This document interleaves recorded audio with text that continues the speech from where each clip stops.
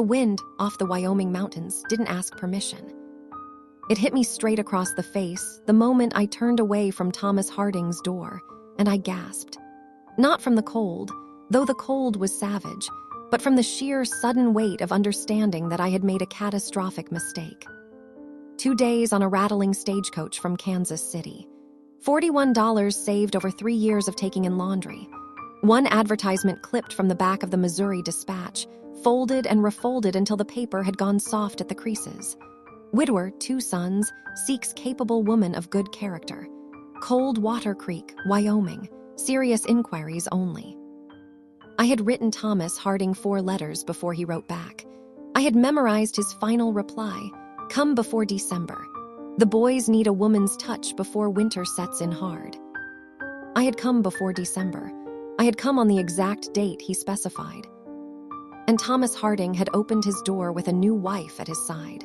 A soft-faced woman from Cheyenne he'd married 3 weeks prior, and looked at me the way a man looks at a bill he'd forgotten he owed. "I sent a letter," he said. "I never received it." "Well," he glanced back at his wife, "things changed." "I can see that." "I'm sorry for your trouble, miss. I truly am." I stood on that porch for a full 10 seconds, my travel bag in both hands, the cold working through my coat, staring at the man who had summoned me across half the country and then forgotten to cancel the order. I thought about crying. I thought about screaming. I thought about the $41. Then I set my bag down, reached into my coat pocket, pulled out the $3 I had left after paying for the coach fare, and threw them at his feet. "Keep it," I said. "Buy yourself a conscience." The door closed. I picked up my bag and walked back into the storm. Cold Water Creek was not a large town. It had one main road, a general store, a livery stable, a church that doubled as a schoolhouse, a saloon that didn't bother to double as anything, and a train station at the far end of the road that handled passengers 3 times a week when the weather permitted. The weather had not been permitting for the past 4 days. I walked with my head down and my bag pressed against my chest. I counted the buildings as I passed them. I was looking for a sign that said hotel or rooms or even boarding. I found the general store first, a wide, square building with yellow lamplight pushing through the frost on the windows. I pushed the door open. The warmth hit me like a wall. I stood in the doorway for 1 grateful second, letting it move over my face. And then a voice from behind the counter said, "Close that door, would you, miss? You're letting all the heat out." I closed the door. The man behind the counter was somewhere in his mid-50s, with a thick gray mustache and the particular expression of a man who had decided his opinion of you before you'd finished walking through the door. A tin sign above his head read Harold Briggs, General Merchandise. "Help you," he said. He did not sound like he wanted to help me. "I'm looking for a room," I said. "A boarding house, somewhere I can stay for 2 or 3 nights while I wait for the next coach south." Harold Briggs looked me over slowly. His eyes moved from my bag to my coat to my face, and then back to my bag. "You come in on the afternoon stage?" "Yes, sir." "From where?" "Kansas City, Missouri." "Long way." He didn't say it like it was impressive. He said it like it was suspicious. "You got people here." I thought briefly about lying. I thought I did. It didn't work out. Briggs set down the jar he'd been holding. "You're the mail-order woman, the one coming for Tom Harding." The words landed the way a slap lands. Not just painful, but humiliating, because someone had been watching and talking, and the whole town already knew. "I was," I said carefully. "Mr. Harding's situation changed. I'm simply looking for a room while I arrange alternative travel." "The widow Pearson takes in boarders," Briggs said slowly. "But she told me this morning she's full up, on account of the storm. Got 3 travelers from the blocked coach stuck there already." He paused. "And I don't reckon she'd take a stranger in over her regulars anyway." "Is there anywhere else?" "Not in Cold Water Creek." I held his gaze. "Then I'll sleep in the station." "Station's locked after 6, Briggs said. He said it without apology, without any visible concern for what that information meant for the woman standing in front of him. Station master goes home to his family, doesn't come back until morning. I see. My voice was very steady. I had learned a long time ago that showing desperation to people who already held the advantage was like handing them a weapon. Thank you for your time, Mr. Briggs. I turned toward the door. Miss. Briggs's voice had a new note in it. Not kindness exactly, but something adjacent to it. Discomfort. Storm's picking up bad tonight. You shouldn't be outside. I appreciate the concern. I put my hand on the door. I'll manage. I walked back out into the cold. I had been standing on the covered porch of the general store for approximately 7 minutes, long enough for the feeling to leave my fingers, but not long enough to admit I had no plan, when I heard the sound of horses. Not one horse, several, moving fast despite the snow and the dark. A wagon came up the main road with 2 draft horses leaning hard into the wind, their breath coming in great white clouds. The man on the bench seat was big enough that I noticed it even from a distance, and he was driving like a man who knew exactly where he was going and did not intend to stop for anything. He stopped for the general store. He pulled the horses up short, set the brake, jumped down from the bench, and strode through the snow toward the porch steps without looking up. He was nearly at the door before he saw me standing there. He stopped. He was maybe 35, dark coat, broad shoulders, a hat with snow piled on the brim. His face was the kind that had spent years outdoors, weathered, sharp along the jaw, with eyes that were a very steady shade of gray. There was a scar running from his left temple to his cheekbone, old and faded, but it didn't make him look dangerous. It made him look like a man who had survived something and kept moving. He looked at me for 1 second. "Evening, ma'am." "Evening," I said. He went inside. I stood on the porch. 3 minutes later, he came back out carrying a large flour sack and 2 wrapped parcels, moving fast the way he'd moved going in. He got 2 steps past me and stopped again. He turned around. He stood in the snow at the bottom of the porch steps and looked up at me with those gray eyes. "You all right?" "I'm fine," I said. "You don't look fine." "I'm managing." He was quiet for a moment. The wind moved hard between us, throwing snow sideways. "Briggs tell you the station's locked." He mentioned it. "And the Widow Pearson's full." I looked at him directly. "You spoke with Mr. Briggs recently." "Just now, through the window." The man shifted the flour sack to his other arm. "He was watching you stand out here, figured he'd been helpful in his particular way." There was something dry in his voice, not mean, just honest. "My name's Eli Calloway. I run the Calloway Ranch about 4 miles north." "Clara Whitfield." He nodded once. "You're waiting for the southbound coach." "Whenever it runs again." 3 days, he said. "Maybe 4 if this storm doesn't break." He looked up at the sky for a moment, reading something in the clouds that I couldn't read. "Probably 4." I said nothing. There was nothing useful to say. Eli Calloway set the flour sack down in the wagon bed and turned back to face me. He did not look like a man who was about to offer something. He looked like a man having an argument with himself. Then he took off his hat, shook the snow off it, and held it in his hands. "I got 2 boys at home," he said. 6 years old, both of them. My mother's been watching them while I came into town for supplies." He paused. "Their mother passed away 2 winters ago." I waited. "I'm not," he stopped, started again. "This isn't the kind of thing I'd normally say to a woman I just met on a porch in a snowstorm." He looked directly at me. "But I need help at the ranch right now, more than I've needed much of anything in a long while, and you need somewhere to be for 3 or 4 days. And I figure one problem can answer another if both people are decent about it." I studied his face. I had spent 3 years in Missouri learning to read men, which ones meant what they said, which ones meant something else entirely, which ones didn't know the difference.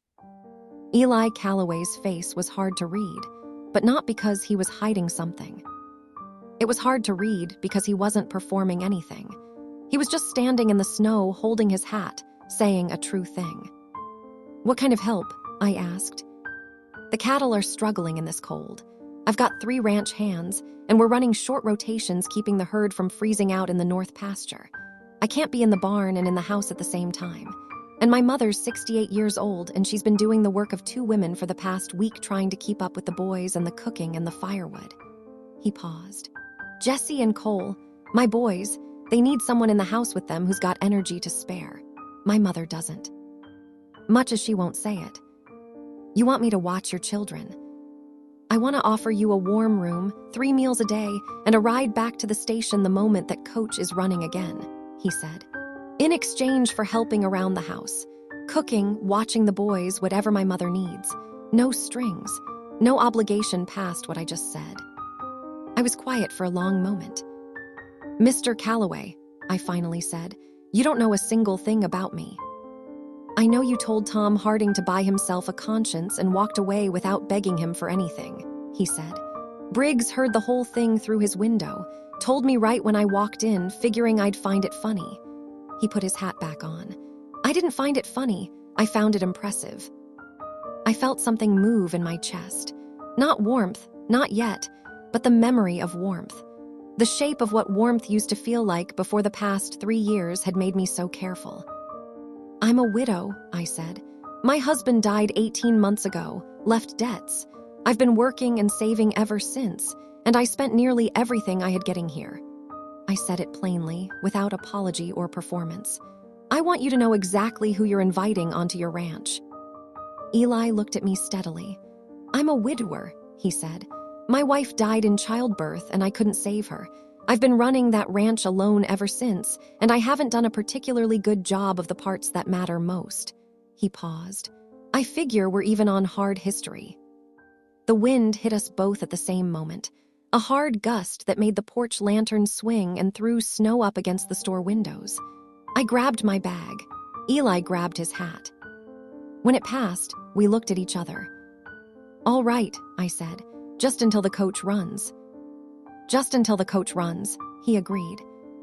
The wagon ride took 40 minutes in the dark and the snow, and it was the most uncomfortable 40 minutes of my life. Perched on the hard bench seat with the wind driving needles of ice against any exposed skin, the horses working hard, the road barely visible ahead of the lantern's reach. Eli drove without talking much. That suited me fine. I wasn't in a conversational mood. Once he said, "You cold?" "I'm fine. There's a blanket behind the seat." I found it and pulled it around my shoulders. It smelled like horses and wood smoke. It was the best thing I'd felt all day. The ranch appeared out of the dark as a cluster of yellow lights, windows glowing, the broad shape of buildings, the low sound of cattle somewhere beyond. I climbed down from the wagon stiffly and followed Eli toward the front door. He opened it without knocking. The kitchen hit me first. Warmth, lamplight, the smell of something cooking. A woman sat at the kitchen table with a mending basket in her lap. She was older, silver-haired, with a straight back and hands that had done decades of hard work. She looked up when the door opened, and her eyes moved immediately past Eli to me. Her expression did not change, but her hands went still. "Mother," Eli said, "this is Clara Whitfield. She's going to help out for a few days while the coach is blocked." Ruth Calloway set down her mending very slowly. She looked at her son. She looked at me. She looked at her son again. "Eli James Calloway," she said quietly. "You want to explain to me what exactly you brought home out of that storm." "A capable woman who needed a place to be," Eli said, hanging his coat on the door hook. "And we needed the help. You know we did." "I know no such thing." "Mrs. Calloway," I stepped forward. "I'm standing right here." Both of them looked at me. I set my bag down near the door and looked directly at the older woman. "I understand why you're concerned. You don't know me. Your son brought me home from town in a snowstorm, and that sounds a great deal worse than it is." I kept my voice even. "I'm not here for anything except a warm place to sleep and honest work until the southbound coach runs again. If at any point you want me to leave, I'll leave. That's a promise, and I don't make promises I don't intend to keep." Ruth Calloway studied me for a very long, uncomfortable moment. "Can you cook?" she finally said. "Yes, ma'am. Biscuits from scratch." Ruth's expression shifted almost imperceptibly. but I caught it. "The boys haven't had proper biscuits in 2 weeks," she said. "My hands have been aching something terrible." She picked up her mending again. "You can have the room at the end of the hall. There's a hook on the back of the door for your coat." I let out a breath I hadn't known I was holding. "Thank you, Mrs. Calloway." "Ruth," the older woman said without looking up, "we don't stand on ceremony in this house." I was pulling my coat off when I heard it, a small sound from the hallway. Too quiet to be accidental and too deliberate to be innocent. I turned. 2 boys stood at the edge of the kitchen doorway in their nightshirts, shoulder to shoulder, staring at me with enormous dark eyes. They were identical in the way of twins, same dark hair, same broad forehead, same shape of their father's jaw, except that one of them was leaning slightly forward with an expression of pure, fascinated curiosity, and the other was holding on to his brother's sleeve and watching me with careful, measuring eyes. The curious one spoke first. "Are you the lady from town?" "I am," I said. "Are you supposed to be in bed?" "Probably," he said with the complete lack of concern of a child who has decided that answer is not his problem. "I'm Jesse. That's Cole. He doesn't talk much to strangers, but he will eventually." Cole said nothing. He was still watching me with those careful eyes. "I'm Clara," I said. Jesse took 2 steps into the kitchen. "Why'd you come here?" "Because your father offered me a room, and I needed one." "Because of the storm." "That's right." Jesse thought about this. "Dad says the storm might last a week." "Your father told me 3 or 4 days." Jesse tilted his head. "Are you going to stay if it lasts a week?" "Jesse," Eli's voice came from across the room. Quiet, no anger in it, just direction. Jesse looked at his father. "I was just asking." "You were interrogating," Eli said. "There's a difference. Take your brother back to bed." Jesse turned back to me with the efficiency of a child making the most of his remaining seconds. "Do you know how to make cornbread?" "I do." His face lit up. "Cole likes cornbread. He won't tell you that, but he does." He grabbed his brother's arm. "Come on." Cole let himself be pulled, but at the doorway, he stopped and looked back at me one more time. He didn't say anything. He just looked at me with those serious, searching eyes, the eyes of a child who had learned early that the world was not always trustworthy and had decided to verify everything himself. Then he turned and followed his brother down the dark hallway. I stood very still in the kitchen for a moment. Ruth was mending. Eli was checking the fire. The wind beat against the windows. I thought about the door closing in Thomas Harding's face. I thought about Harold Briggs watching me through his window. I thought about the $3 on the frozen ground. I thought about Cole Calloway's eyes. I picked up my bag and walked to the room at the end of the hall. The room was small.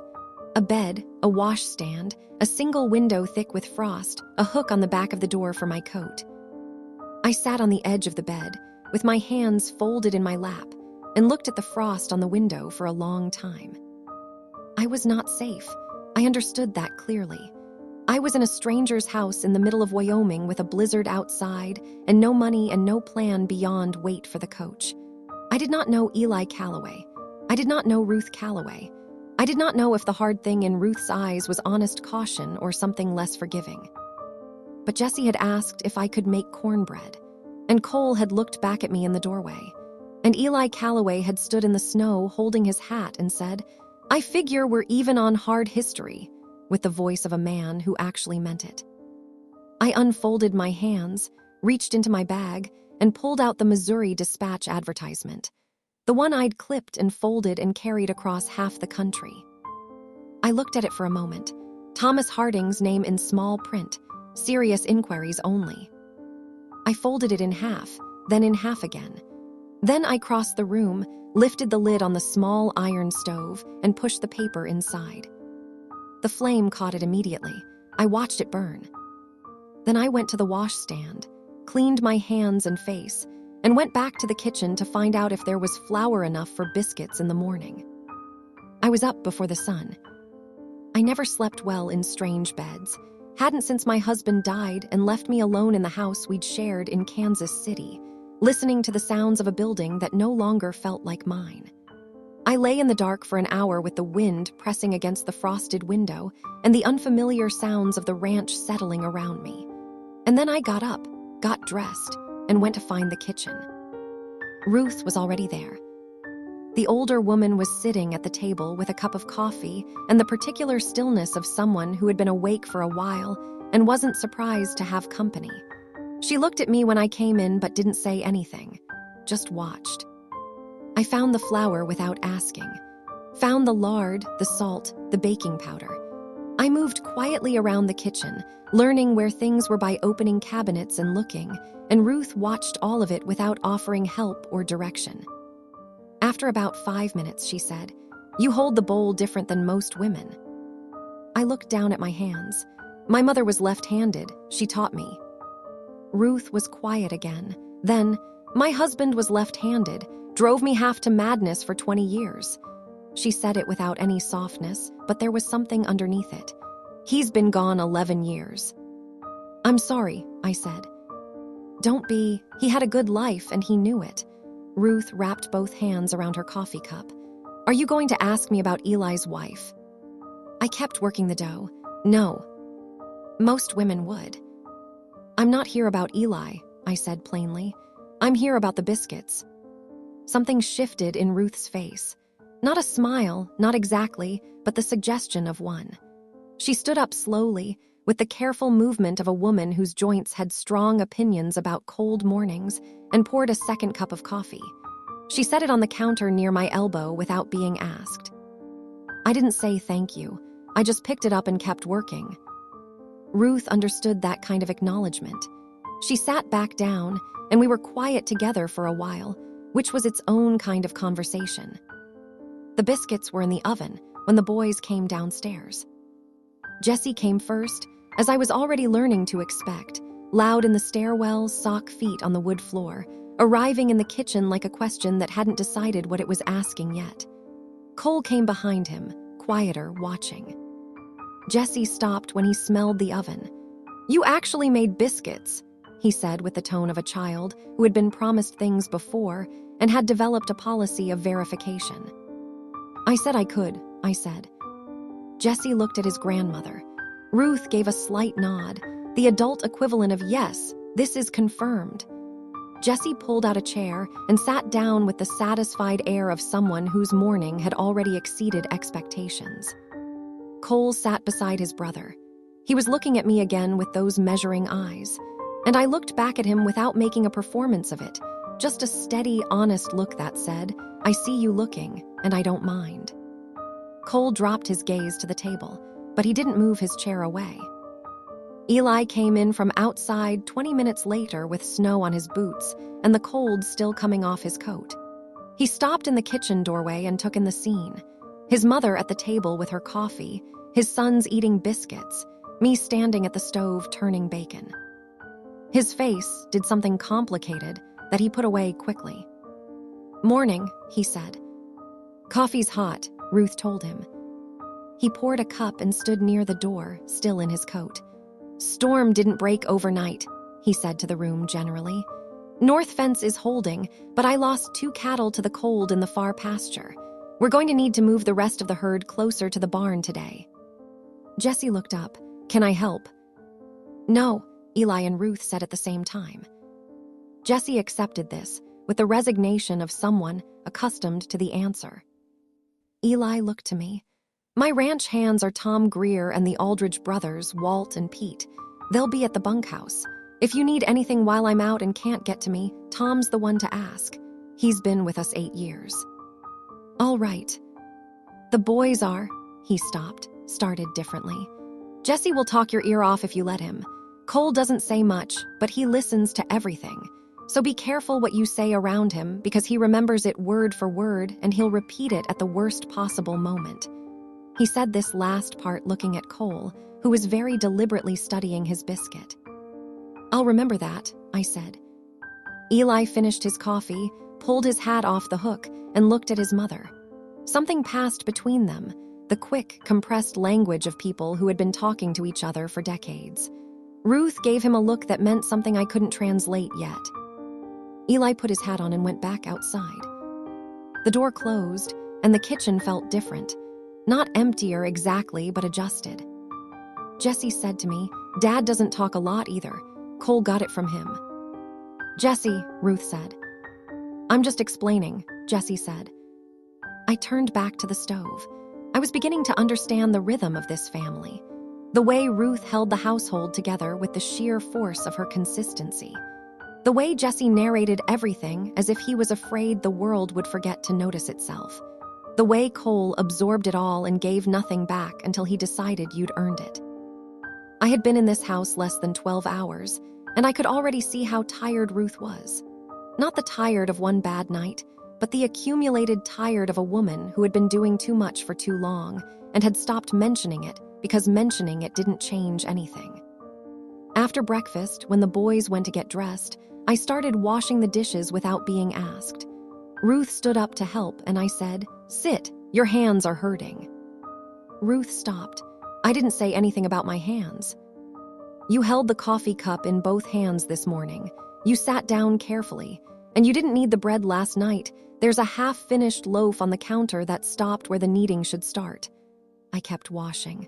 "I'm not trying to overstep. I'm just saying sit down. I can do the dishes." Ruth sat down. She didn't say thank you either, but she sat. The morning passed in work. I learned the house the way I'd always learned places, by moving through them, paying attention, filing away where things were and how things worked. The pantry was well-stocked but not organized, so I organized it while the bread was rising. The firewood inside was running low, so I found the woodpile outside and brought in enough to last the day. Jesse followed me on the second trip and carried a small armful with tremendous seriousness of purpose. "I do this job usually," he told me. "Then you can have it back tomorrow," I said. He seemed to find this acceptable. Cole watched from the porch. He had put on his coat and boots to stand outside in the cold and watch me carry wood, which struck me as a significant investment of effort for a child who ostensibly didn't care about me. On my third trip past the porch, I said without stopping, "You can help if you want." Cole was quiet for a moment. Then he got down from the porch and picked up 2 pieces of wood. He didn't say anything, but he carried the wood inside, and on my 4th trip, he was already back on the porch, waiting with 2 more pieces. And that was that. Ruth, watching from the kitchen window, said nothing, but she watched. Eli came in for the midday meal with Tom Greer and Walt Aldridge. They were trail-worn and cold, and said little at the table, eating with the focused efficiency of men who had a great deal more work waiting for them outside. Tom Greer was somewhere in his 40s, lean and sun-browned, with a straightforward manner and no visible opinion about me one way or another.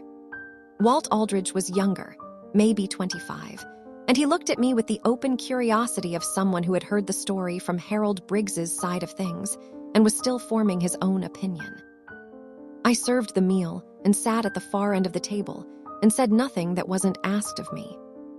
After the men went back out, Jesse leaned toward Cole and said in a stage whisper that was easily audible to everyone in the room, "I think Walt likes her." "Jesse," Eli said from the doorway. "I'm just saying what I see," Jesse said. Eli looked at me very briefly, not an apology exactly, but an acknowledgement, and then he was gone. The afternoon brought the real trouble. It started with Cole. I was in the kitchen with Ruth, working through a pile of mending that Ruth's hands couldn't manage, when I heard a sound from upstairs. Not a crash, not a cry, but a particular quality of silence that followed some small accident and preceded either tears or an attempt to hide the evidence. I went to the stairs. Cole was sitting on the top step, holding his left hand in his right. There was blood on his palm. Not a lot, but enough. He looked at me without saying anything, with the expression of a child deciding whether to admit what had happened. "Let me see," I said. He held out his hand. A small cut, maybe an inch across, on the heel of his palm. I sat down beside him on the step and looked at it carefully. "What were you doing?" Silence. "Cole." "I was trying to fix my knife," he said very quietly. "The blade came loose from the handle." "Do you have the knife?" He produced it from his pocket, with the caution of someone surrendering something they expect to lose permanently. I looked at it. A small folding knife, old, the kind a man gives a boy when he decides the boy is old enough. The blade had worked loose from the wooden handle, which was why it had slipped. "Whose knife?" I said. Cole's jaw tightened. "My mom's. Her dad gave it to my dad. My dad gave it to me." I held the knife carefully in both hands. "It can be fixed. The pin that holds the blade just needs to be reset. Do you have a small hammer and a finishing nail?" Cole stared at me. "You know how to fix a knife." "My husband had a shop. I watched him work a lot." I stood up. "Let's clean your hand first, then we'll fix the knife." I took him to the washstand in the kitchen and cleaned the cut efficiently. Not making a fuss over it, not pretending it didn't hurt, just dealing with it the way you deal with small injuries, directly and without drama. Cole sat very still and let me work. When I wrapped his hand in a strip of clean cloth, he said, "It doesn't need bandaging. It'll bleed on everything if we don't." He looked at the bandage. "Okay." Ruth was watching from her chair by the window. I caught her eye, and she looked away quickly, which meant I was beginning to understand that Ruth had been watching closely enough that she didn't want to get caught at it. I found a hammer and a finishing nail in the tool drawer near the back door. Cole and I sat across from each other at the kitchen table, and I showed him how to reset the pin carefully, how to hold the blade in alignment, where to tap and how hard, when to stop. Cole watched every step with his full attention. He asked 2 questions, both of them precise. When the blade was fixed and seated properly, I folded it closed and set it on the table between us. Cole picked it up, opened it, closed it. The blade moved smoothly now, locked correctly in place. He looked at me. "Thank you," he said. It was the first time he'd said anything unprompted to me directly. His voice was so serious and so young at the same time that I had to look down at the table for a moment. "You're welcome," I said. "Keep it in your pocket, not your hand. And if the pin ever works loose again, you come find me." Cole nodded. He put the knife in his pocket. He got up from the table and went to find his brother. And I sat for a moment in the quiet kitchen, with the afternoon light going gray in the windows and the wind pushing hard at the walls of the house. Ruth said from her chair, "His mother gave that knife to Eli on their wedding day. It had been her father's." I looked up. "He's never let anyone else touch it," Ruth said. "Not Eli, not Jesse, nobody." She paused. "He let you touch it." I didn't say anything. "I'm not saying what it means," Ruth said carefully. "I'm just saying what happened." She picked up her needle. "Supper will want starting in about an hour. There's a venison roast in the cold pantry." I stood up. "I'll find it." I was halfway to the pantry when Ruth spoke again, not looking up from her mending. "You were right about my hands. They've been bad since October." A pause. "I don't like admitting that." "I know," I said. "I wouldn't either." Ruth gave a sound that wasn't quite agreement and wasn't quite dismissal. I went to find the roast. Eli came in at sundown with mud on his boots and something tired in his eyes that was deeper than physical tired. He washed up at the back door and came into the kitchen and stood for a moment, just taking in the smell of something cooking and the sound of his sons arguing happily in the next room and the sight of me at the stove. He sat down at the table. I poured coffee without being asked and set it in front of him. "Lose any more cattle?" Ruth asked. "Not today. We got the herd moved."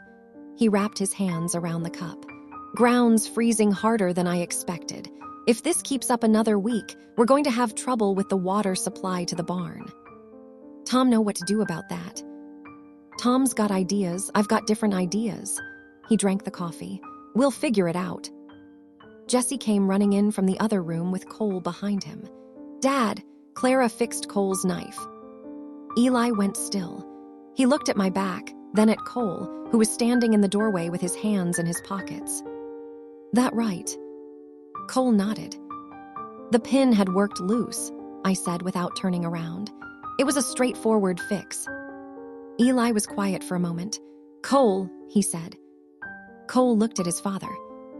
"You take care of that knife." "I know, Dad." All right. Eli drank his coffee. Jesse launched into a full account of my technique with the hammer and finishing nail, which was detailed and largely accurate and lasted until supper was on the table. That night, after the boys were in bed and Ruth had gone to her room and the house had gone quiet, I stood at the kitchen window with a cup of tea and looked out at the dark.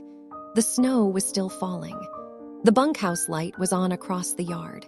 Somewhere out in the darkness, the cattle were moving. I heard Eli come in from checking the barn, heard him stop in the kitchen doorway behind me. "Lamp still on," he said. "Thought you'd be asleep." "Couldn't." He crossed to the stove and poured himself the last of the coffee. He stood on the other side of the kitchen, not close, not intrusive, just present in the way of a man who understood that company and conversation were two different things. After a while, he said, "Cole talked to you today, a little." Pause. "He hasn't talked to a woman he didn't already know since his mother died." He said it plainly, without any particular weight on it, just as a fact being delivered. "I thought you should know that." I kept looking at the window. Outside, the snow came down steady and patient and indifferent to everything beneath it. "He's a good kid," I said. "Yeah," Eli said, "he is." The fire settled in the stove. The wind moved against the house. We stood on opposite sides of the kitchen in the comfortable quiet of two people who had both learned at some cost that silence was not the same as emptiness. I finished my tea. "Good night, Mr. Calloway." "Eli," he said, "we don't stand on ceremony here. My mother said so." I set my cup in the wash basin. I almost smiled. "Good night, Eli." I walked down the hall to the room at the end, the one with the frost on the window and the hook on the back of the door. I hung up my coat. I sat on the edge of the bed. I was not safe. I still understood that clearly. The coach was still 3 days away, maybe 4, maybe more. The town still had Harold Briggs and his window and his opinions. I still had no money and no clear plan. But Cole Calloway had said thank you and meant it with his whole self. And Ruth had told me about the knife. And somewhere in the house, 2 6-year-old boys were asleep without knowing that the woman down the hall had come here by mistake and was leaving as soon as the road was clear. I lay down in the dark and listened to the wind. I did not sleep for a long time, but when I finally did, I did not dream about Thomas Harding's door closing or Harold Briggs's window or the $3 on the frozen ground. I dreamed about nothing at all, which was, I thought, the closest thing to peace I'd had in a very long time. The third day brought Harold Briggs. I was in the yard with Jesse and Cole, showing them how to check the water trough near the smaller barn to make sure it hadn't frozen solid overnight, when I heard the wagon coming up the road. Jesse heard it too and turned immediately with the instinctive excitement of a child for whom any arrival was an event. Cole looked up more slowly, more carefully, the way he looked at everything. The wagon stopped at the gate. Harold Briggs climbed down with the deliberate movements of a man who had rehearsed his reason for being somewhere. He was wearing his good coat. That told me something. "Mr. Calloway around," he called toward the house. Ruth appeared in the doorway before I could answer. "He's in the north pasture, Harold. What do you need?" Briggs walked through the gate. His eyes moved to me with the particular quality of a man who had come specifically to see me and was pretending he hadn't. "Morning, Ruth. Just came to check on things. Storm's been hard on everyone." "We're managing fine," Ruth said. "I can see that." He stopped a few feet from me. "Miss Whitfield, you're still here." "The coach isn't running yet," I said. "No, it isn't." He put his hands in his coat pockets. "Spoke to the station master this morning. Says it might be another 5 days, maybe 6. I kept my expression even. "I appreciate you letting me know." "Tom Harding feels terrible about the situation," Briggs said. "His wife, the new one, she feels bad too. They wanted me to tell you that." "That's kind of them." "They were wondering," Briggs continued with the careful tone of a man delivering a message he'd been given specific words for, "whether you might be more comfortable staying at the widow Pearson's place. One of her travelers left yesterday, so there's a room open now. Tom said he'd cover the cost, given the circumstances." Jesse was watching the conversation with open fascination. Cole had moved without any apparent decision to stand slightly closer to me. I looked at Harold Briggs for a long moment. I understood exactly what was happening. Tom Harding's conscience wasn't the reason for this visit. The town was talking, and Harold Briggs was the town's instrument for managing things it found untidy. "Tell Mr. Harding I appreciate the offer," I said. "But I've made an arrangement with the Callaways, and I intend to honor it." "It's just that people are talking, Miss Whitfield," Briggs said, dropping the pretense of the message now and going straight to the real thing. "A woman alone in a widower's house. It doesn't look right. I'm sure you understand." "I understand perfectly," I said. "I'm helping Mrs. Ruth Calloway with the household while her son manages a difficult situation with his cattle in the worst storm of the decade. There are 2 children here who need consistent care, and Mrs. Calloway's hands have been troubling her." I paused. "Is there something about that arrangement that requires correction?" Briggs's jaw moved. "I'm just saying how it looks." "You're saying how it looks to people who aren't here," I said. "I'm telling you how it is." Cole's hand, very small, very deliberate, closed around 2 of my fingers. I didn't look down. I didn't move. I just kept my eyes on Harold Briggs and let the child hold on to me. Briggs looked at Cole, then at me. Then he cleared his throat. "Well, I'll pass along your answer to Tom." "You do that," Ruth said from the doorway. Her voice was pleasant in the way a closed door is pleasant, there and not moving. Briggs climbed back into his wagon, with slightly less dignity than he'd arrived with. I watched the wagon until it turned back onto the main road. Then I looked down at Cole. Cole released my fingers. He looked up at me with his father's steady gray eyes. "He was trying to make you leave," he said. "Yes." "Are you going to leave?" "Not because of him," I said. Cole absorbed this. Jessie, who had been practically vibrating beside us, said, "Grandma looked like she was going to throw something at him." "Jessie," Ruth called from the doorway. "I'm just saying what I saw," Jessie said. I almost laughed. I caught it and turned it into a breath instead. But Cole saw it. I could tell by the way his eyes changed just slightly, going from serious to something that was thinking about becoming a smile. We went back to checking the water trough. Eli came in at midday, and I told him about Briggs's visit plainly and without editorializing. I told him what Briggs said, what I said, and what the visit was actually about, and I watched his face while I talked. His expression didn't change much, but something in his jaw tightened on the part about how it looks. When I finished, he said, "You should have called me. You were in the North Pasture. The cattle needed you more than I needed rescuing from Harold Briggs." Eli looked at me steadily. "You're on my property. What happens here is my responsibility." "What happens to me is my responsibility," I said. "I handled it." We looked at each other across the kitchen table, with the particular tension of 2 people who had the same argument from opposite sides of the same principle. Ruth put a bowl of soup in front of Eli. "She handled it better than you would have," Ruth said. "You would have told Harold to mind his own business in a way that would have given him 2 more things to talk about. She told him the same thing with less ammunition." She sat down. "Eat your soup." Eli ate his soup. After a moment, he said without looking up, "Did Cole go outside this morning?" "He helped with the water trough," I said. Eli was quiet. Cole had not voluntarily gone outside since November.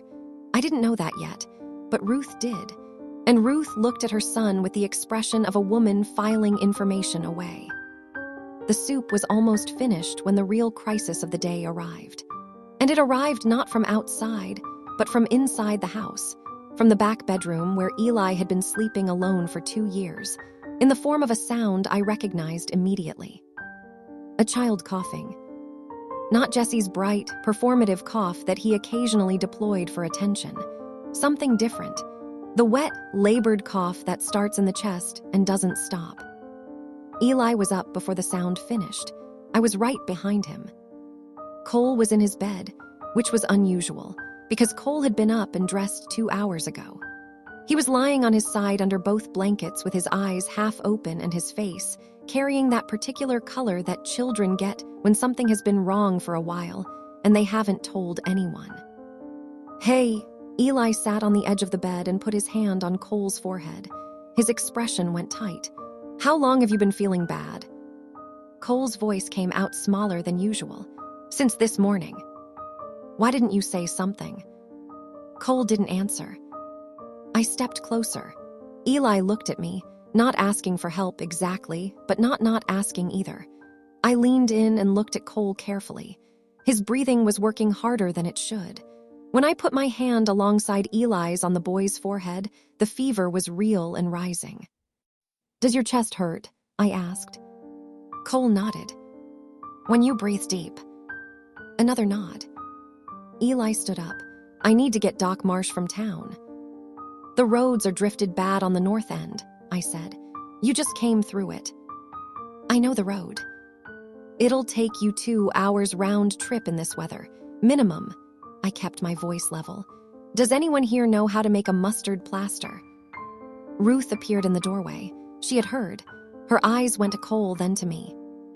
"I know how," Ruth said. "Then tell me what you need, and I'll get it." "Cabinet beside the pantry," Ruth said. "Dry mustard, flour, the lard tin, and the soft cloth on the second shelf." I went. I moved fast, but not frantically.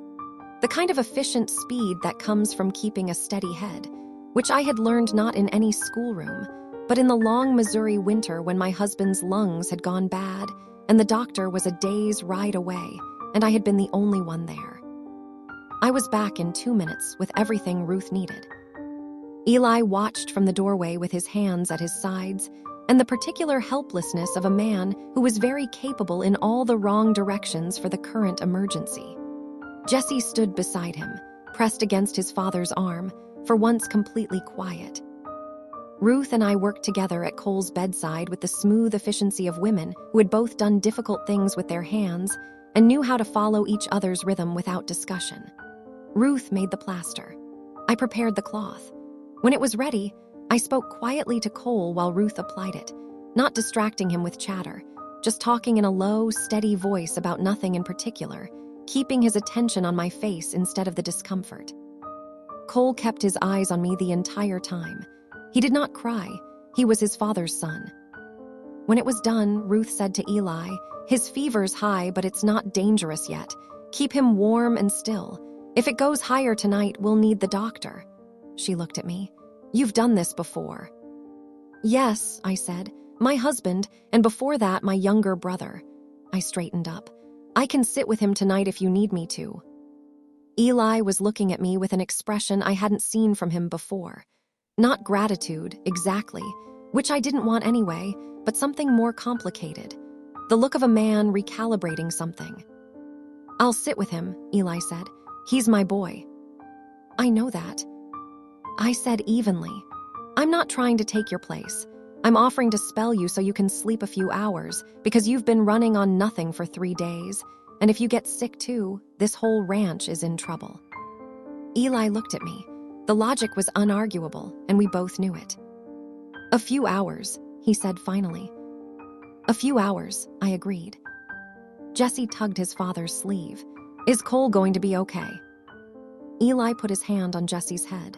"Yeah, buddy, he's going to be okay." Jesse looked past his father at me.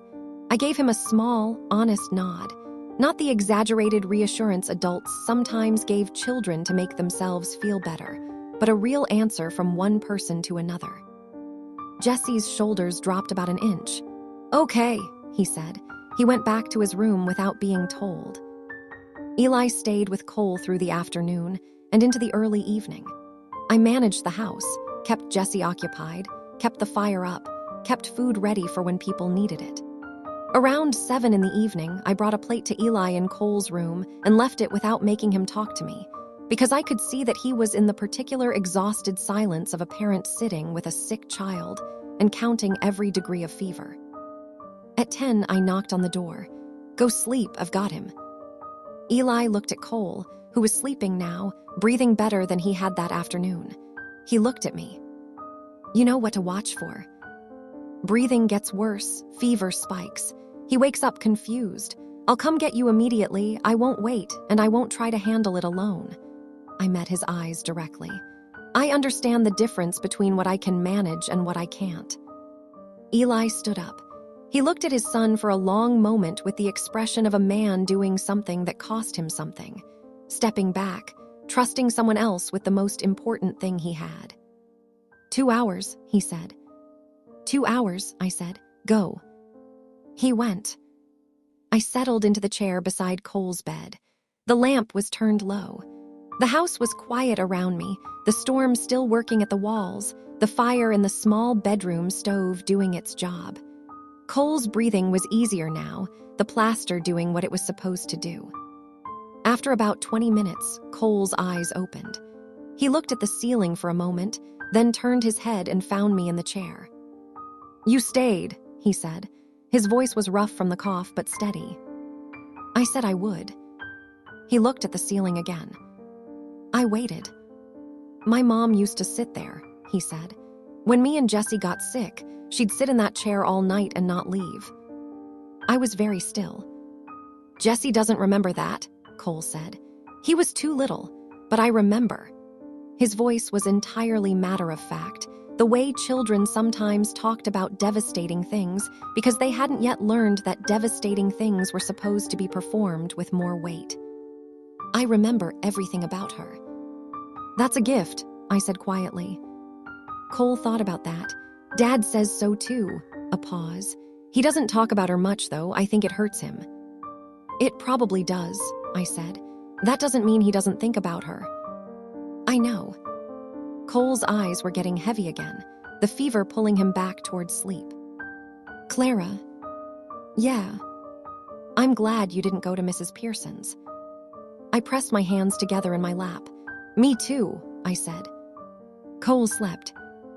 I sat in the chair that his mother had used and kept watch over him in the lamplight and did not let myself think too far ahead, because thinking too far ahead had a way of making the present moment feel like something that didn't belong to me. I belonged here right now. That was enough. That was what I had. Around midnight, Eli appeared in the doorway. He'd slept, I could tell. Some of the worst of the exhaustion had smoothed out of his face. He looked at Cole, then at me. How is he? Fever's down a little. Breathing's been steady. He woke up once around 11 and talked for a minute and went back to sleep. Eli came into the room and crouched beside the bed, checking Cole's temperature with the back of his hand. The quick, certain movement of someone who knew the baseline by instinct. He exhaled. Better, he said. Yes. He straightened up and looked at me in the chair. I was tired. He could see that clearly. I'd been up since before dawn doing the work of 2 people, and I'd sat with his sick child for 2 hours at midnight without complaint or expectation. Go to bed, he said. I'm fine. Clara, he said my name the way Ruth said things, plainly without a question in it. Go to bed. I looked at him for a moment. Then I stood up, set the lamp at the right angle so he could see Cole clearly from the chair, and walked to the door. I stopped there. Eli, I said. He looked at me. I didn't have the words for what I meant to say, and I understood that about myself in time to not embarrass us both by trying. So I just said, he's a remarkable kid. Eli's face did the complicated thing again, the thing he put away quickly. Yeah, he said, he is. I walked down the hall to my room. I sat on the edge of the bed.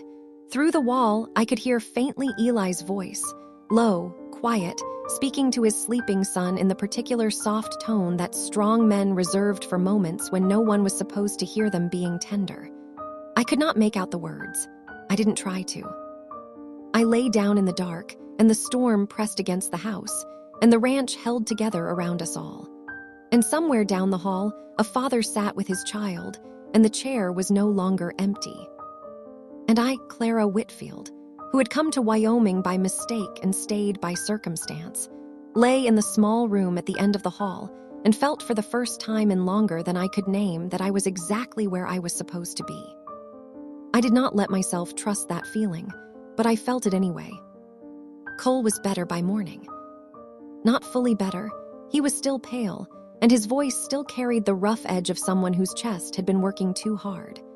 But his eyes were clear, and he sat up in bed and asked for cornbread, which Ruth said was the best possible sign, because that boy only ever asked for food when he'd already decided he was going to be all right. I made the cornbread. I also made coffee and eggs and kept the fire high, and did not mention the night before to anyone, because the night before felt like something private that belonged to this family, and I had only been a temporary participant in it. Eli came in from the early morning barn check and looked at Cole at the kitchen table, and something in his shoulders released that had been held tight for nearly 24 hours. He put his hand briefly on top of Cole's head, the gesture of a man who could not always say the thing but could do it, and Cole leaned into it for a second, the way children did when they were still young enough to not be self-conscious about needing their father.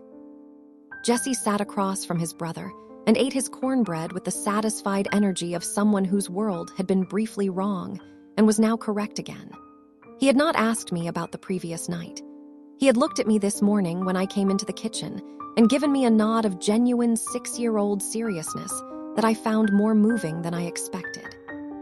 The day moved forward the way days did on a working ranch, regardless of what had happened the night before, with the relentless requirements of animals and weather and the 100 small tasks that kept the whole enterprise from coming apart.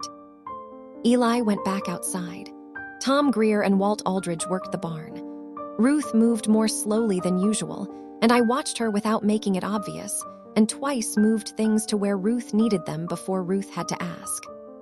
Around mid-morning, while Cole rested in the main room and Jesse read to him from a battered almanac they'd found on the shelf, Jesse reading the agricultural reports in a grave, important voice, and Cole occasionally correcting his pronunciation, Ruth came to stand beside me at the kitchen counter.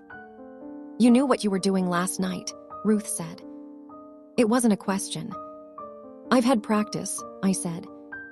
"With your brother, you said, and your husband before he died." She kept her hands moving on the bread I was shaping. "His lungs went bad in the winter of '81. I had him for another 4 months after that." Ruth was quiet for a moment. "That's a hard 4 months." "It was, but I had them." I paused. "That matters more now than the hard part." Ruth set her coffee cup down on the counter. She did it the way she did everything, with precision. No wasted motion. "I've been watching you," she said. "I know. I'm not apologizing for it." "I'm not asking you to," I said. "If my son had brought a stranger home in a snowstorm, I'd have watched her too. I'd have watched her like a hawk." Ruth made a sound that wasn't quite a laugh. "You would have, wouldn't you?" "Absolutely." Ruth leaned against the counter and looked toward the main room, where her grandson's voices drifted through the doorway.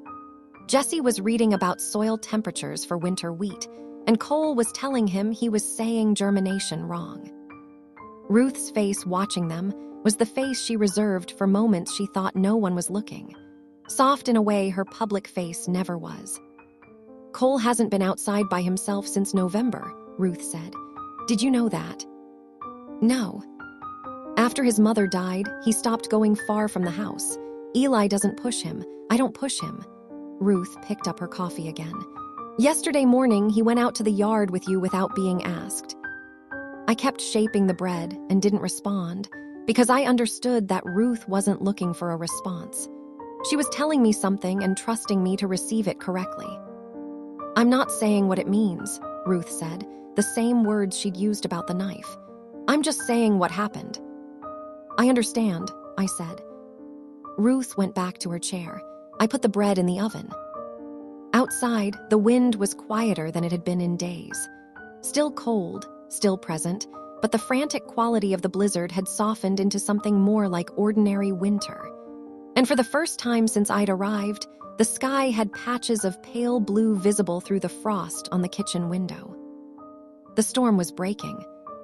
I stood at the window for a moment and looked at that thin blue sky and felt two things at exactly the same time, with equal force, pulling in exactly opposite directions. I did not let myself stand there long. The crisis with Harold Briggs came back in the afternoon. And this time, he did not come alone. I was in the yard with Jesse. Cole was still inside, resting under orders from his grandmother, when the wagon came up the road. 2 men this time, Briggs, and I recognized after a moment Thomas Harding himself. I stood in the yard and watched them come through the gate and did not move toward them or away from them. Jesse stopped beside me. I put my hand briefly on his shoulder. "Go inside," I said. "Find your grandmother." Jesse looked at the wagon, then at me.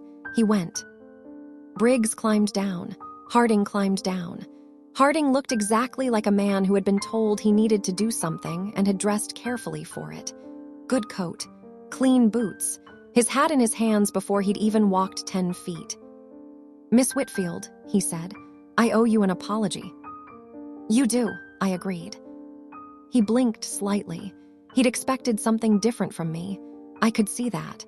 Probably he had expected either anger or graciousness and was not sure how to process simple agreement. "I handled the situation badly," he said. "I should have written earlier. I should have been more careful." "You should have," I said, "but you didn't, and here we are." I kept my voice even. "Is the apology the purpose of this visit, Mr. Harding, or is there something else?" Harding glanced at Briggs. Briggs stepped forward slightly with the manner of a man who had been waiting for his cue. "There's some concern in town, Miss Whitfield, about the arrangement here. I don't want to be indelicate." "Then don't be," I said. Briggs stopped.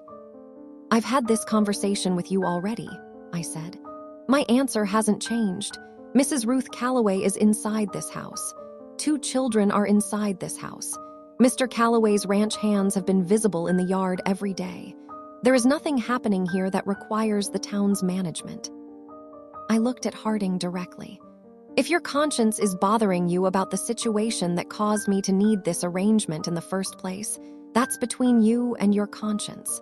I'm not interested in making you feel better about it." Harding's ears went red. "Now, miss." I'm not finished, and something in my voice made him stop. "You brought me here from Missouri on a written promise. You made that promise in good faith, and then you broke it without adequate notice and left me stranded in the worst storm this territory has seen in a decade." I paused. "I handled that situation myself. I found work and shelter through my own effort, and I intend to honor that arrangement until the coach runs." Another pause.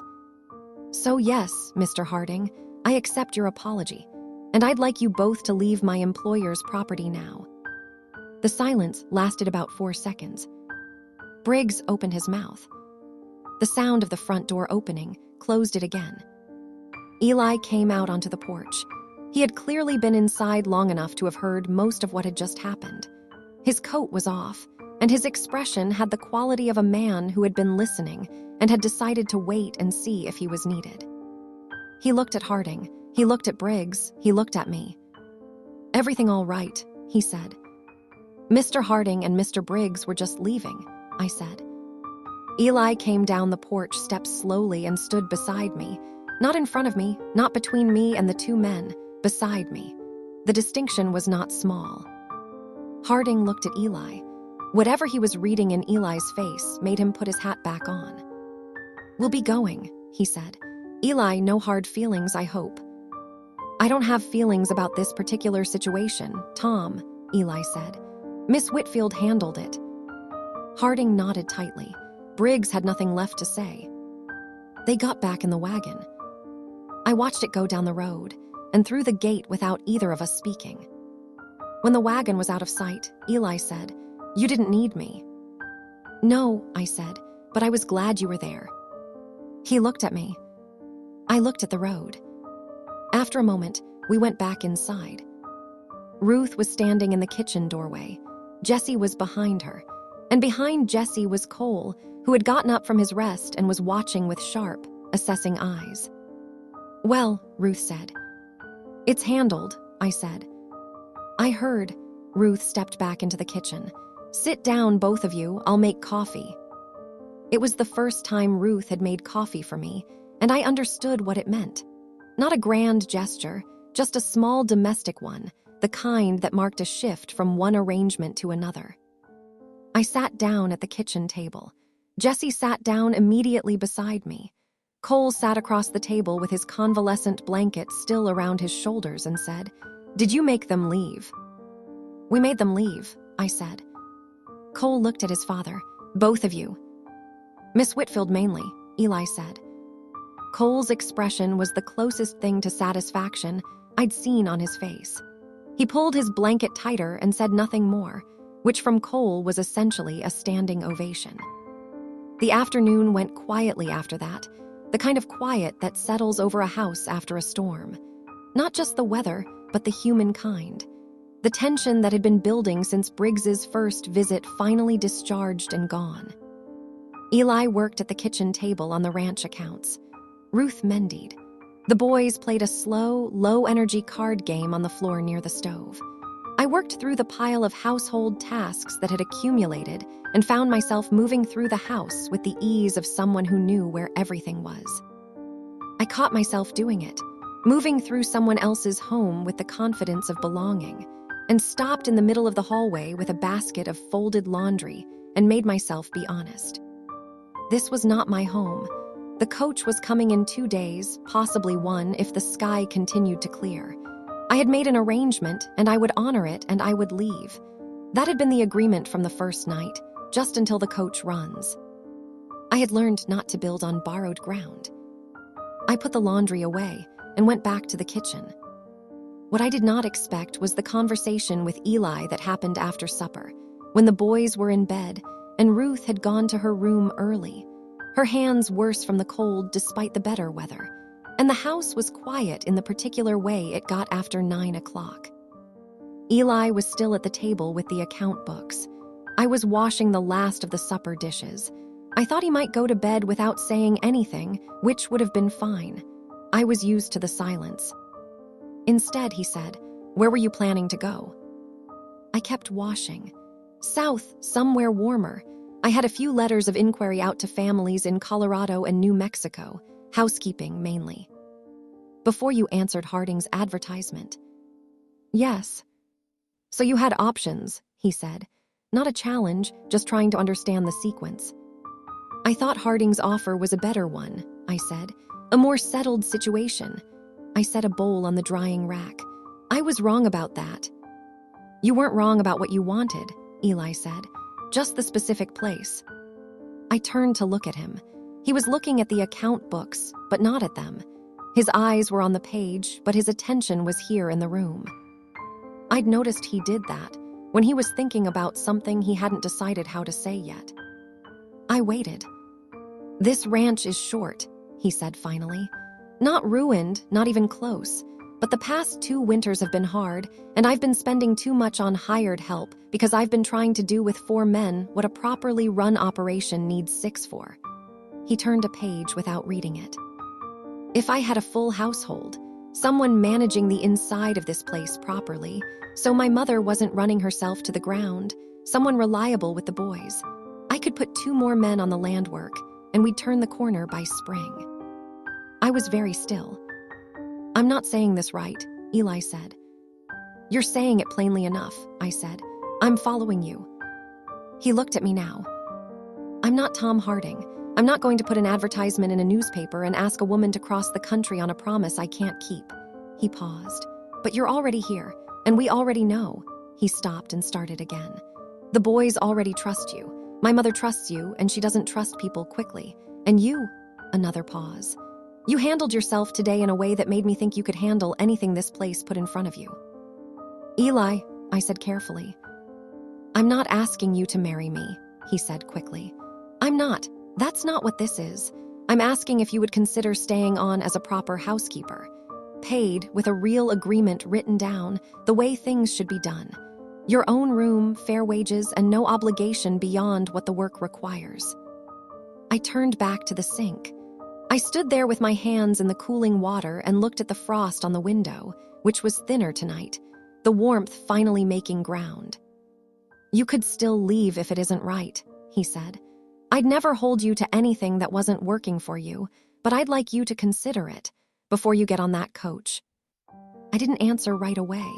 I stood at the sink and thought about the laundry I'd put away this afternoon, the easy way I'd moved through the house, knowing where everything was. I thought about Cole in the chair and what he'd said about his mother. I thought about Jesse's nod of seriousness this morning and Ruth making coffee.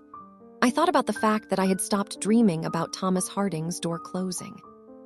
"What do you want, Clara?" I asked myself in the quiet of my own mind. Not what is safe, not what makes sense. What do you actually want? I pulled my hands out of the water and dried them on the kitchen cloth. I turned around.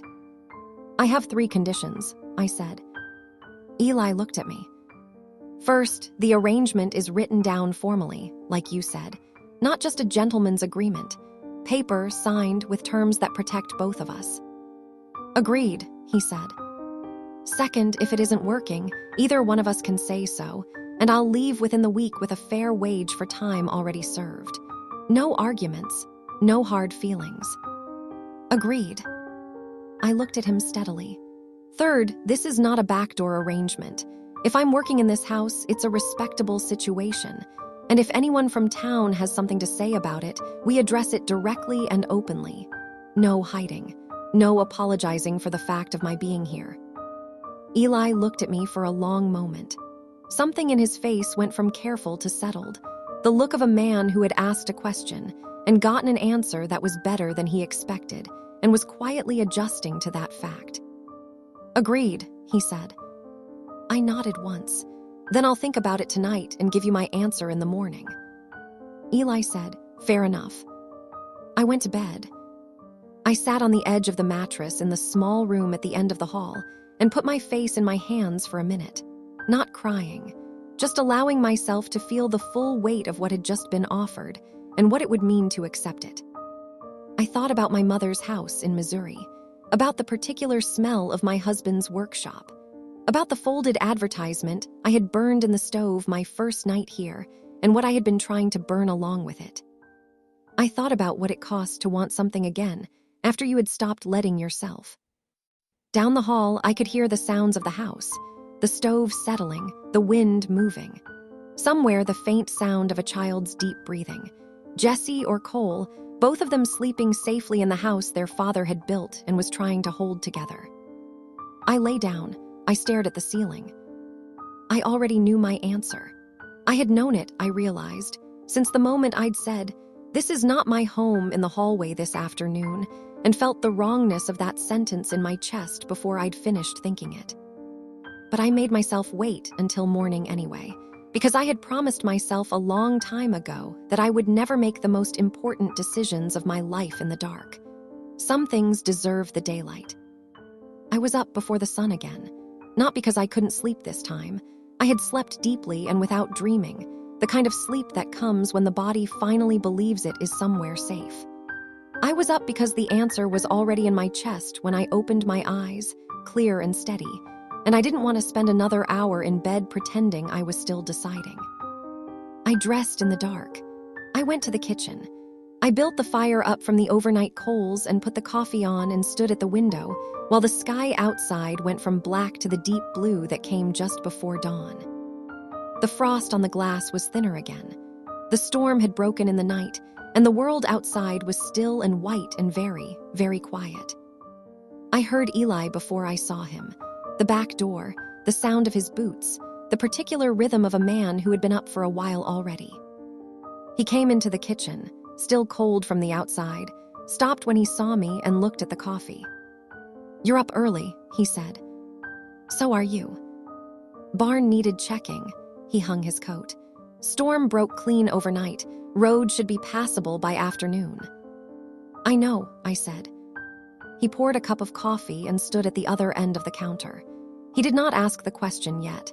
He was giving me the room to say it in my own time, which I was beginning to understand was simply how he operated.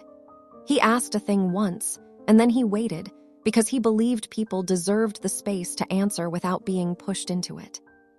I turned from the window and looked at him directly. "Yes," I said. He looked at me over his coffee cup. "Your 3 conditions," I said. "I want to add a 4th. He waited. "I want to be introduced to the town properly," I said.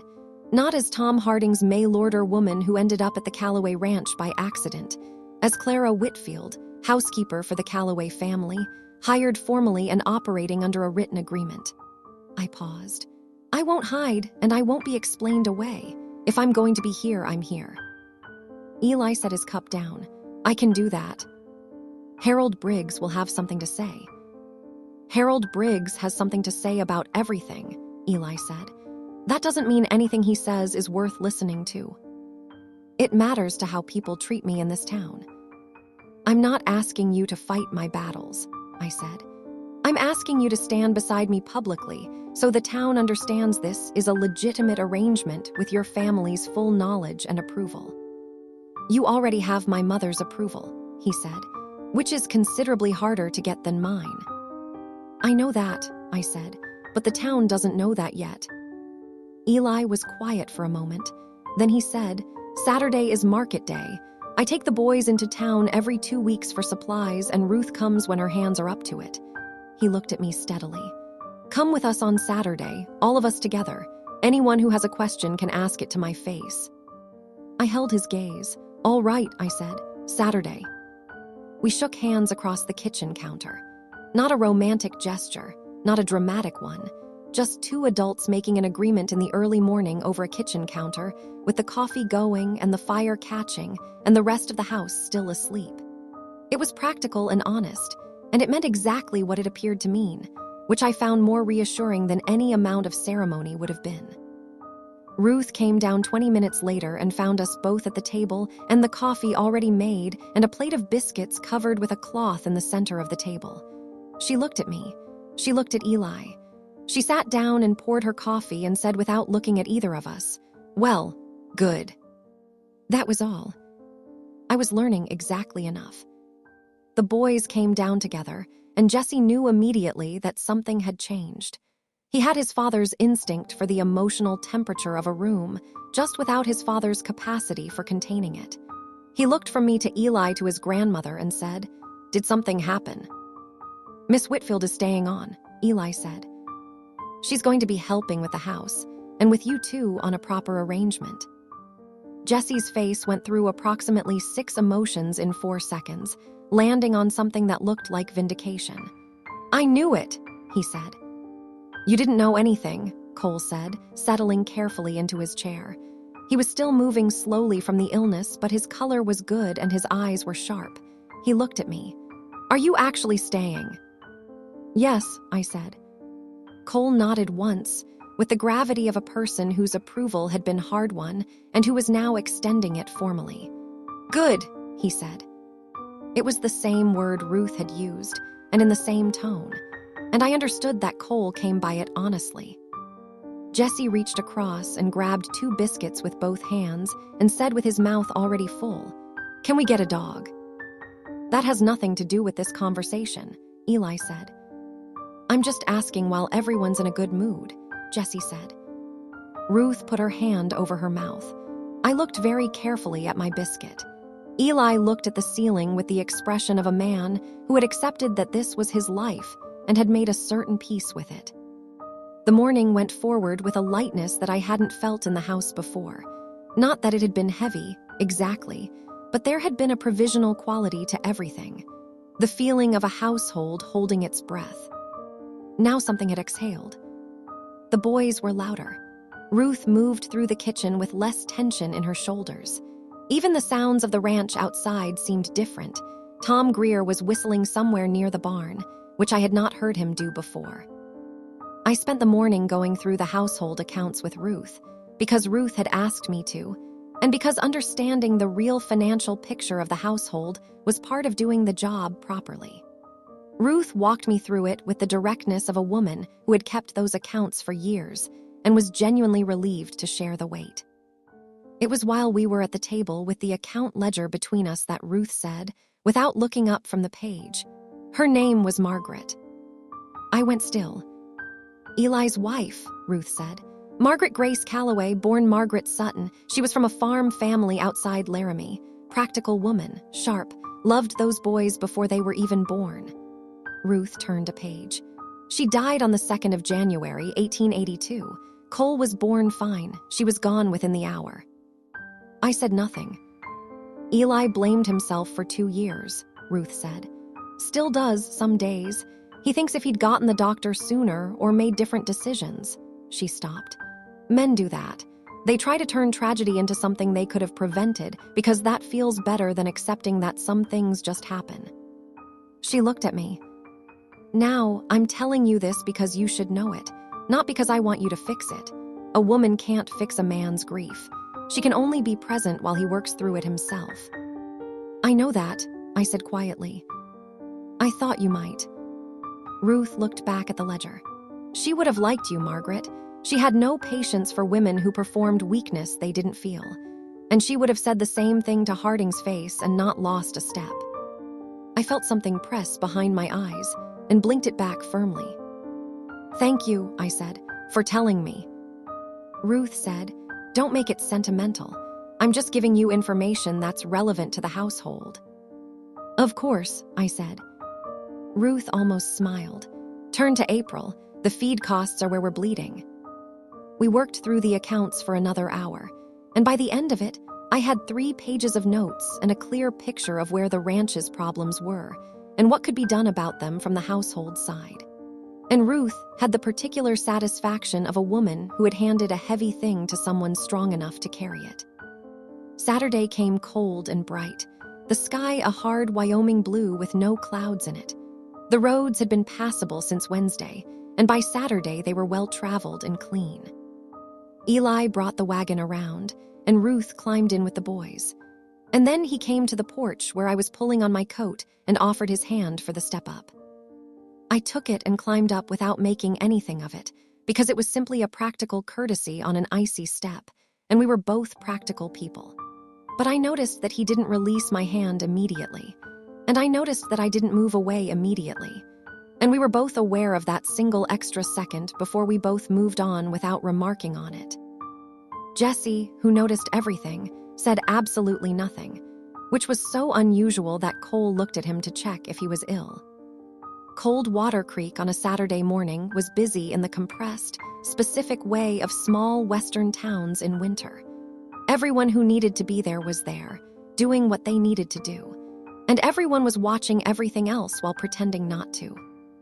I felt the attention the moment Eli drove the wagon down the main road. I felt it without flinching, which was the only response that would serve me. Eli parked near the general store and helped Ruth down, and then the boys. And then he offered his hand to me again, and I stepped down, and we walked into Harold Briggs's store together, all 5 of us, in the unremarkable manner of a family doing its Saturday business. Briggs was behind the counter. 2 other women were at the dry goods shelf. A man I didn't know was reading notices near the door. All 4 of them looked up when the Calloway family walked in. "Harold," Eli said pleasantly, "morning." Briggs nodded. His eyes moved to me. Eli said without any particular emphasis, "You know Miss Clara Whitfield. She's taken on as housekeeper for the household. Ruth's hands have been giving her trouble, and we needed the help." He said it the way you say something true that requires no defense, plainly, and then he moved on. "We'll need 50 pounds of flour today, the salt pork if you have it, and Ruth has a list." Briggs looked at me for a moment, and I looked back at him with the same level expression I had used in the yard the previous week. I was not apologizing, and I was not performing confidence. I was simply there, standing in the store, present in the way of someone who had as much right to be there as anyone else. One of the women at the dry goods shelf, a round-faced woman in a green coat who I didn't know, said, "Are you the one who kept the Calloway boys through the storm?" "I helped where I could," I said. "My daughter's the widow Pearson's neighbor," the woman said. "She told me about your situation when you arrived, the business with Tom Harding." She paused and looked at me directly. "I want to say that was a sorry business, and not everyone in this town thinks Harold's way about it." Briggs made a sound. "I appreciate that," I said and meant it. The woman extended her hand. "Eleanor Marsh, my husband's the doctor." I shook it. Dr. Marsh treated Cole during the fever. I'm grateful for his advice. Eleanor Marsh nodded with the satisfaction of someone who had arrived at an accurate opinion and found it confirmed. "You come find me if you need anything." A woman new to town needs at least one person who will tell her the truth. I'll remember that, I said. I could feel Eli beside me, not hovering, not intervening, just present. And I understood that this was what I had asked for on the morning I'd given my answer. Not someone to fight my battles, but someone to stand beside me so the town understood the ground I was standing on was solid. Briggs processed the order in near silence. The man by the door had found something very interesting in the notices. The other woman at the dry goods shelf, who had not introduced herself and had watched the whole exchange with a particular expression of someone storing information for later use, eventually went back to her shopping. Jessie found a jar of hard candy and brought it to Eli with the practiced expression of a child who understood that Saturday was when the answer was more likely to be yes. Eli bought the candy, gave each boy 2 pieces, and gave the jar to me to put in the basket, which Jessie observed with the quiet satisfaction of a successful operation. Cole walked beside me on the way back to the wagon. He didn't hold my hand this time. He was 6, and he was in public, and he had his dignity. But he walked close enough that our arms were nearly touching, which was from Cole the same thing. The drive home was different from every other drive I had taken in my life, in a way I found difficult to name.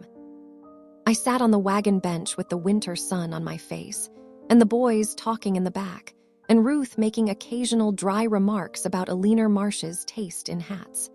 And Eli drove with the easy competence of a man on a road he'd traveled 10,000 times. And the land around us was wide and white and quiet and enormous. I was not safe in the way I'd spent 3 years trying to construct safety. The cautious, solitary safety of a woman who trusted no one far enough to be hurt by them. I was something else. I was planted. I was in ground that had accepted me. I did not look at Eli. I looked at the road ahead of us, at the hills with their caps of snow, at the pale sky. After a while, he said quietly, so the boys wouldn't hear, "You did well in there." "We did fine," I said. He accepted the correction without comment. We drove. The ranch came into view as the light was going gold in the mid-afternoon, the familiar shape of it. The barn, the bunkhouse, the long wooden house with smoke from the chimney going straight up in the still air. I looked at it and felt the thing I had been refusing to let myself feel for days. The thing I had been managing and containing and keeping at careful arm's length. I felt home. Not the home I'd had before. Not the Kansas City house that had been mine, and then my husband's, and then grief's. Not the Missouri winter with its borrowed rooms and its taking in of other people's laundry. Something forward-facing. Something I had not walked into by accident, but had chosen, condition by condition, with my eyes open. Eli helped Ruth down from the wagon, and she went inside with the boys. He came back to where I was unloading the supply basket and took the heavy end without being asked. We carried it inside together. Ruth was already starting the kettle. Jessie was telling Cole a story about something he'd seen through Briggs's window that involved a cat and a wheel of cheese and was growing more elaborate by the sentence. Cole was listening with the contained attention that meant he would remember this story word for word and repeat it to Jessie at the worst possible moment. I set the basket on the counter and looked at the kitchen. The fire, the worn table, the mending basket by Ruth's chair, the boys' boots muddy by the back door, the sound of a working household at the end of a good day. I stood very still for just a moment. Eli came in behind me and hung his coat and hat. He looked at me standing there. "All right," he said. I turned around. My voice was steady and my eyes were clear, and I meant what I said with everything I had. "Yes," I said, "I'm all right." And the words settled into the kitchen like the warmth from the stove. Not dramatic, not sudden, but real. The kind of warmth that reaches all the way into the cold places and stays there. The boys were laughing about the cat and the cheese. Ruth was pouring tea.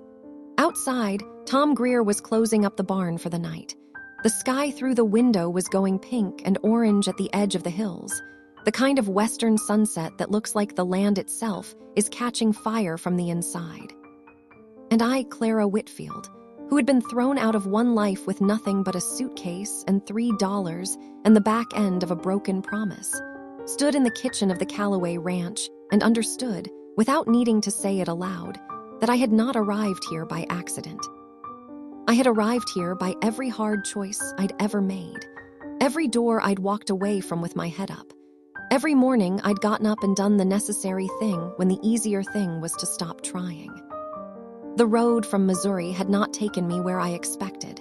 It had taken me somewhere better. It had taken me somewhere true. And Clara May Whitfield, who had learned the hard way that belonging is not given but built from biscuits and mending baskets and mustard plasters and knives with loose pins, and children who watch you from doorways until they decide you're worth knowing, put her hands on the kitchen counter and got to work. I was home. And this time, I intended to stay. Thank you for staying until the end, for listening to my story with patience and empathy. If this story touched you, don't forget to like, share, subscribe, and follow so we can continue listening together to more stories like this.